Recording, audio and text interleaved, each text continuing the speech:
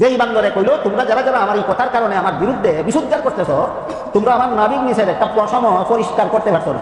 নাবির নিচের পশম উল্লেখ করে কথা কই সভ্য লোকে না অসভ্য? তুই প্রমাণ দিলে তুই অসভ্য, শুধু বেয়াদব না অসভ্য।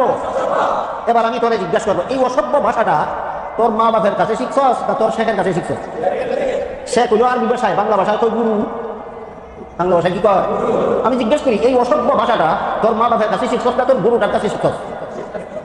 যদি মা বাপের কাছে শিক্ষা থাকছ তাহলে তোর মা বাপরে গিয়া তোর নাবির নিচে সবগুলি ফসম পরিষ্কার করে দিত। যেইখানে ভাষা শিখাইছে এইখানে পরিষ্কার করো। কি বলেন? অসভ্য ভাষাটাকে কোনো সভ্য লোকে শিখাইছে না শিখাইছে তার মা বাপে শিখাইছে? এই অসভ্য ভাষা যারা শিখাইছে না এরা কেন পরিষ্কার করে?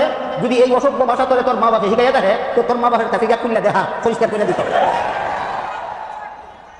আর যদি খোঁজ বলে না এমন অসভ্য ভাষা আমার মা বাপে শিখাইছে না, আমার গুরুটাই শিখাইছে, তোর গুরুটা রেখে তোর নাবির নিচে সবগুলি ফসম পরিষ্কার করে দিত। আপনারা কি কেউ এই অসভ্য ভাষা শিখাইছেন? আপনারা কেন পরিষ্কার করবেন? যেটা শিখাইছে এটা পরিষ্কার করবেন। কথা ক্লিয়ার হয়েছে নি?